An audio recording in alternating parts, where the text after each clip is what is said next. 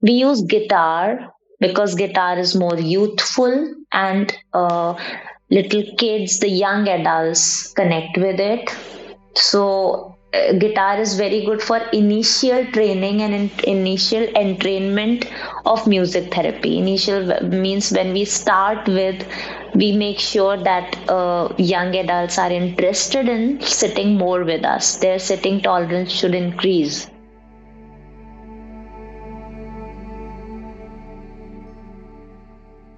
So when we just intervene something and music therapy is used, so there are many instruments.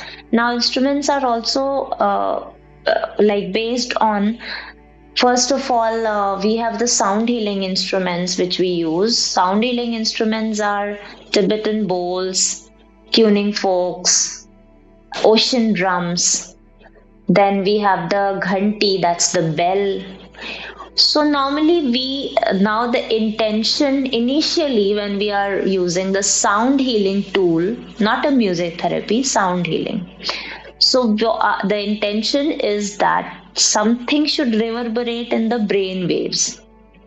So that means on a very subtle level, you might not know, you might like when you are listening, so you might get bored actually, but your brain is getting stimulated and your brain is actually acquiring with it, and not just acquiring, it's entraining itself. Entraining means you're training your brain to take all these frequencies. So very light frequencies we use, and those frequencies are like Tibetan bowls. And Tibetan bowls, if you listen, so only a lot of resonance is there in these bowls.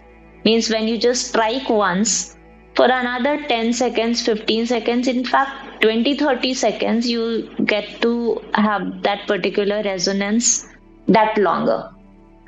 So that's why these particular instruments are very, very essential for the entrainment of the brain. Means you are stimulating the brain stems and the brain cells. So this is very good for familiarizing the sound healing and the music therapy. So these are some instruments for sound healing. Then we come to music therapy. In music therapy, the first foremost thing we use is Tanpura or any monophonic instrument. Now, monophonic sound is a little in Indian music therapy. It is much more active. Means we normally work on the monophonic sounds or the ek swara. If you have heard of the instrument ek tara means you just strike one tar and it does all the work. So the first instrument which we use is the tanpura, because it gives a monophonic sound. It's not giving you any help of any other sounds. It's giving one particular bass tone. Then other instruments which we use for therapy is flute, santoor. Now these are the different instruments for different illnesses, and the preferences are much, because some of the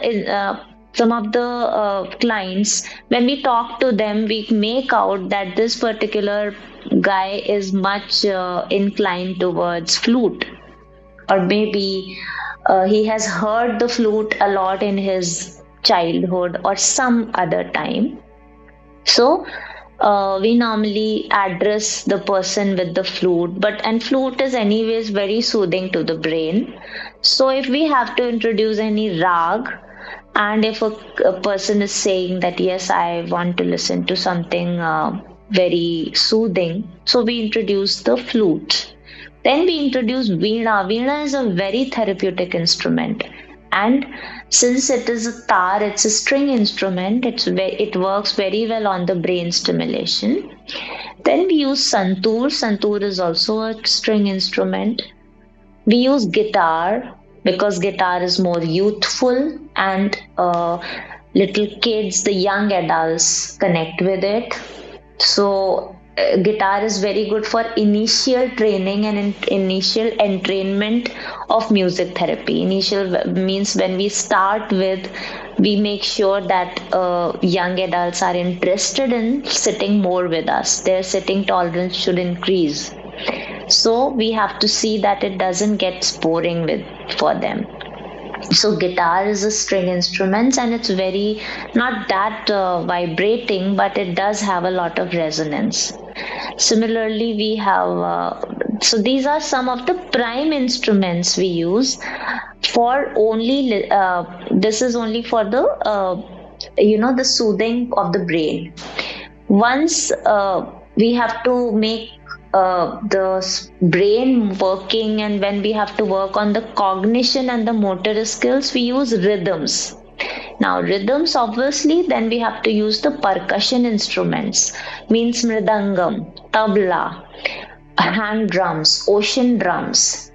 So these are the certain instruments which are very, very effective for the brain stimulation, cognition, and the brain functioning.